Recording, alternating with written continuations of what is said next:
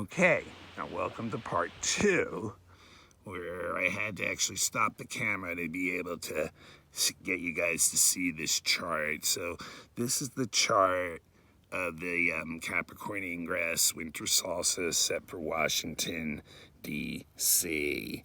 And right away, this chart is just like kind of a little bit mind-blowing to me. Not paying attention to the fact that like the North Node, the vertex, and the part of fortune really don't exist as points. There's no planets above the horizon in this chart. And right away, to look at what the rising sign is, 29 degrees Scorpio. So like, whoa, that is like a total critical degree. It's a chart that kind of is like pretty intense, really. So then the ruler of the chart is Mars down here in the 5th house, and it's conjunct Eris, which I'm not showing in the chart here, but the Eris and Mars are literally within 20 seconds or 20 minutes of one another, an arc. So they're right on top of one another. So that, to me, there's the triple whammy right there. This is going to be a really intense year for the United States. The 29 Scorpio is just like basically a situation of, here, something is going to end, and it's probably going to end in a very violent way. It could be like the death of something in the United States. The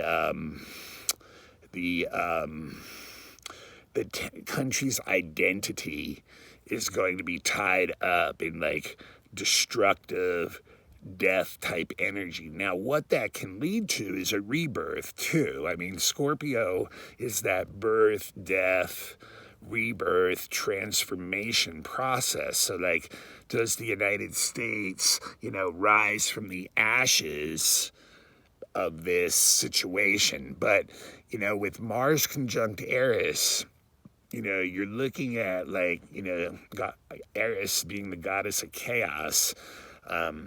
Mars conjunct Eris is going to bring like a lot of, just really seemingly chaotic energy. And it's interesting, it's in the 5th house, which is the house of our pop culture, really, or the house of our entertainment, our children, romance and things like that, the way, movies, music, sports, all the things that the culture really uses to kind of enjoy things together. So there's a lot of intense energy tied around that part of culture in this chart, and all the stuff below the horizon too is just mind-boggling. I mean, it really shows the United States is like no longer really a world, the world power thing, and the recognition of our strength in the world is pretty much gone. The respect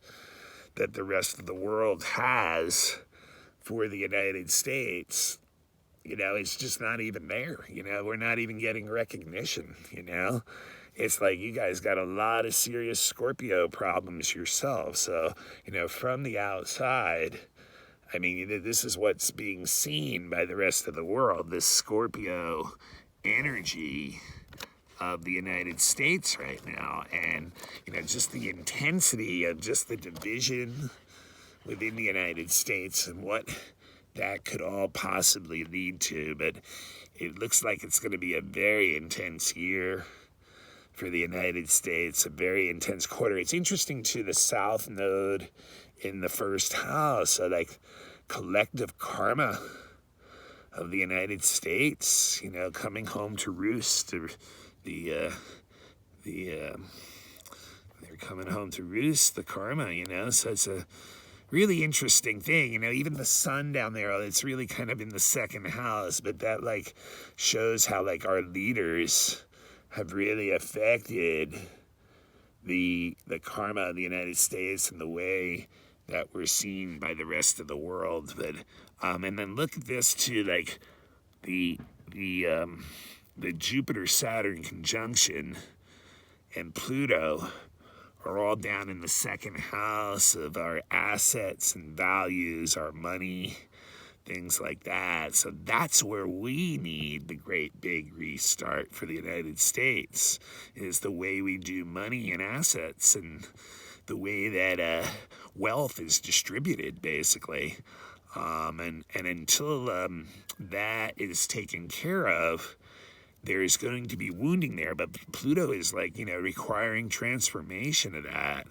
And, so we have an ideal time with the Jupiter-Saturn conjunction down there to actually do that. It's interesting, too, Saturn rules the house. So Saturn's actually in the house that it's ruling here. So it's like really, once again, like I was saying before, requiring new structure and form in the areas of money, assets, and things. If the United States is going to continue as it is, basically the way wealth is being distributed has to change, is what this is saying. Otherwise, we'll destroy ourselves, because we're basically killing our own system that we supposedly believe in because of the imbalance in wealth.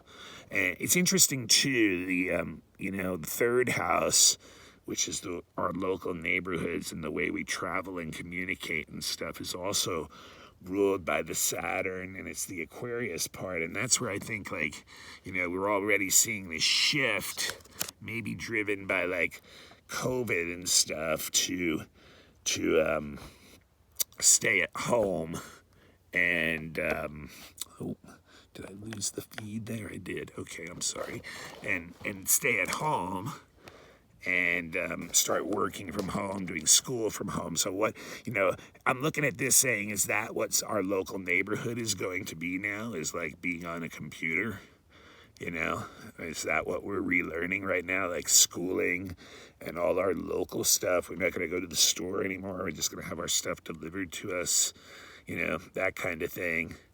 Kind of interesting. And then also, down here in the fourth house, we have a moon Neptune conjunction. And the fourth house is all about our heritage together.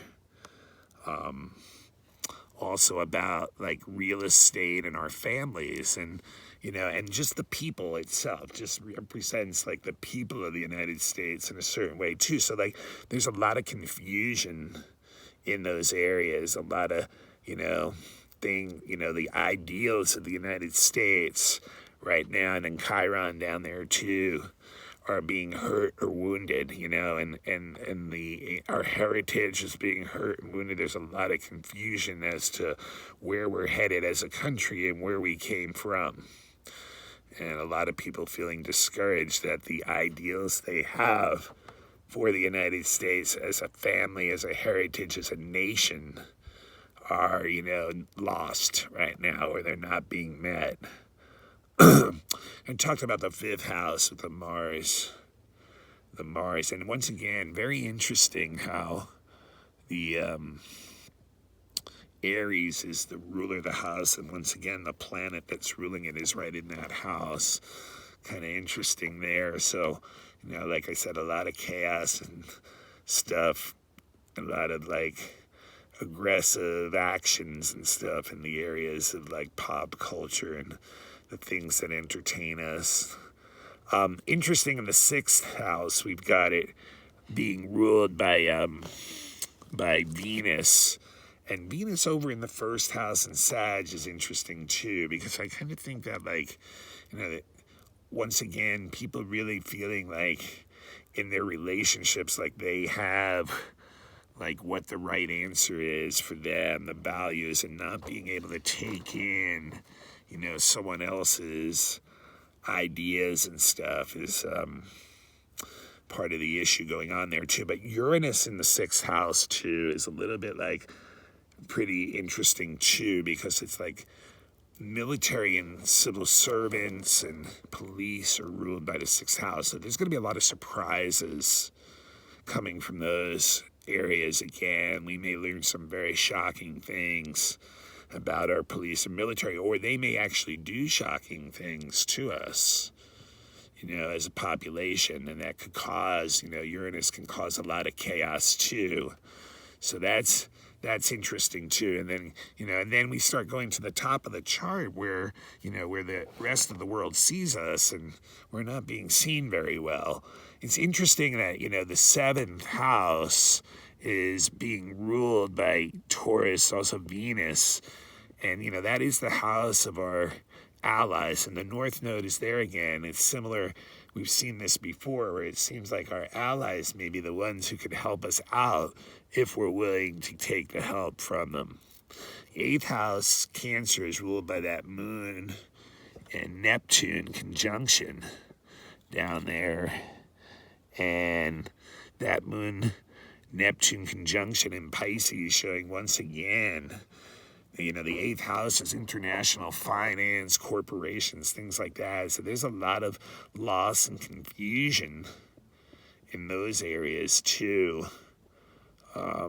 Maybe being misled by international financiers, and there may be like numbers being told that are just not true. Deceptive information, half-truths, lies, misinformation take you down the wrong path. So need to be a little careful there in the management of assets and stuff. And the 9th house, you got the Leo up there, the sun ruling it, and just thinking maybe the new leadership kicking in. Same with the 10th house with that, with the Virgo. The 10th house rules the executive branch, and the sun is conjunct Mercury. And that's a new start, basically, right at, in Mercury just right into Capricorn right now. So very interesting on that level again, just showing that basically we have a new president, 11th house going over there, Libra on the cusp. So once again, Venus and Sag ruling it, and you just get that feeling that's, the two parties up on their pulpit preaching to one another rather than really getting things done, which is always a danger when we have a divided legislator. So that's probably what we're going to see there too. Libra also being a sign of like trying to find, justice and equality, which kind of can fit into the Aquarian theme of the Jupiter-Saturn conjunction. But will Congress be able to work together? Because Libra is also the sign of open enemies, and with Venus and Sag wanting to get preachy, a divided Congress probably will end up, causing a lot of indecision, that Libra negative trait. So that's a little bit odd too. And then the 12th house are institutions ruled by the Mars Aries conjunction. And once again, when you think about our institutions and you think about hospitals and prisons being two of the places right now, they're being affected very much by the COVID and the things like that. So like you can see once again some chaos in institutions is likely going to happen. So a pretty intense chart for the solstice. There's really no other way to say it. It's something that's just kind of like for the United States, really it represents a time where like many things are dying and needing to be regenerated and reborn and reformed into new things. And it's like we're diving down deep into our own psyche as a nation with everything below the horizon. So it's pretty interesting times there. Anyway, that is like taking a look at all that solstice stuff, and I'll just kind of keep the chart up there while I finish the rest of the week.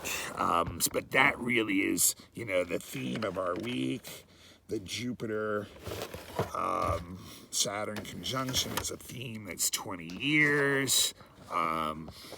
So we've got, an interesting time in front of us for sure. And, we will see how it all unfolds. Tuesday, let's go back to the rest of the week. Gosh, it's a lot for Monday. Tuesday, I'll get through the rest of the week pretty quick, though. Tuesday, the Venus gets some really bumpy energy on Tuesday. It actually sesquiquadrates both Mars and Eris at the same time that it's semi-squaring Pluto, and I'll tell you, it's going to be some serious relationship tension, especially in sexual, romantic relationships, like just running into frustration, tension, challenges, crises in relationships that seem stuck and are creating a lot of chaos. And, but yet they're being exposed. The energy's coming up to the surface and needs to be dealt with. A lot of it's square series too, Venus, so a lot of it has to do with the over-caring of others. Like, the smothering, restrictive energy possibly that one person is projecting on another in a relationship, or both are doing to one another. And that can, with the Pluto there too, that can really turn into like manipulative kind of energy, possessive energy, jealousy, things like that. So that's definitely we're gonna see some intense energy around relationships early this week, because of that. Wednesday, Mars square Pluto, the third and final hit. Since Mars went retrograde back fall, this is finally time when it's going to get, getting back to it. And it just, this has the potential for violence and aggression. It's a powerhouse of energy. And you just don't want to get yourself in a situation with the wrong people, place, or, situation, basically, that you need to really avoid people that are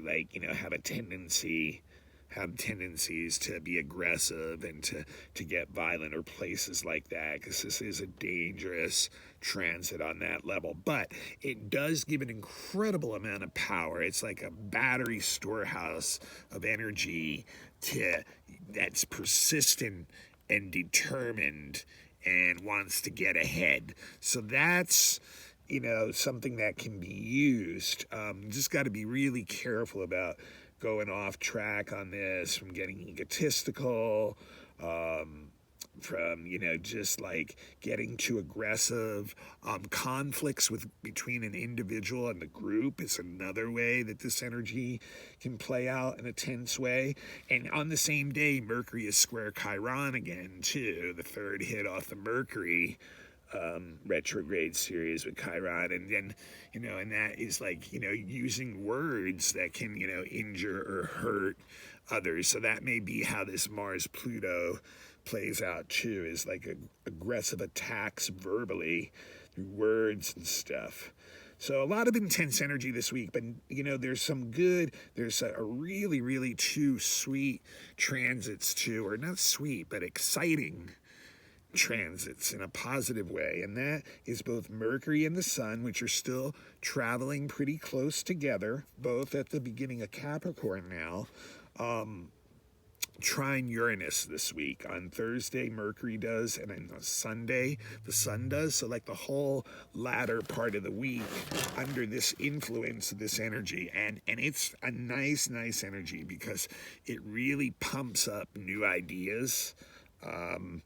It really pumps up new connections, and it really can inspire us. It's like having your mind plugged into an electrical circuit, and it just flows, and you get just these great leaps in growth and evolution, self-growth and evolution, ingenious new ideas, just like that, new experiences and phenomenons great time to take up a new study of a course or something that you might be interested in. So really, really cool energy to access at the latter part of this week to start new things and to bring new excitement and stimulation into your life. I think it's just a great time for that. And then the last thing I wanted to mention was Christmas Day. It's really interesting how on astrology can be. If you remember back on Thanksgiving Day, we had an intense transit that indicated people were not going to be able to spend their Thanksgiving the way they normally would choose to do so, and how that was like personally painful for many of us. And Christmas Day, we have the Sun Square Chiron, and it's just the same. I mean, just incredible that that can actually happen on Christmas Day in a year where there's travel restrictions and all that. So that's painful. It's not being able to get what we want. It's feeling really off balance. It's feeling like not being able to feel appeased to, and just feeling hurt and wounded because of that. So right on Christmas Day, I'm sure there's going to be many people feeling that way from an inability to spend it the way they normally would with their family and friends. So that's an interesting thing going on there. All right, well, we are right there on the crux of this new age and a new time, new things being born. And we all need to, get out the last of what's holding us back in our lives and bring in the new. And solstice is a time to set those intentions. It's like doing New Year resolution. So this is it. Next week we'll do a weekly for sure, and then I'm probably going to end up doing an annual too, so at some point next week for next year. And next year is going to be a challenging one because the main transit we'll be dealing with is Saturn square Uranus, and it's already started because Saturn went into Aquarius last week, and Uranus is at 6 degrees Taurus, so they're already within orb of aspect. And this is going to really, really be an intense transit to deal with all year. So we'll talk about that on the annual, because that's going to be just like the Saturn, Pluto, Jupiter stuff in Capricorn drove all of 2020. The Saturn square Uranus is going to drive all of 2021. That is going to be the main energy we'll be dealing with. So I'll be talking about that for sure. But we'll do a weekly next week first, and then I'll do an annual later in the week. Anyway, this is Matt Lawton. This is the Astrological Winds channel.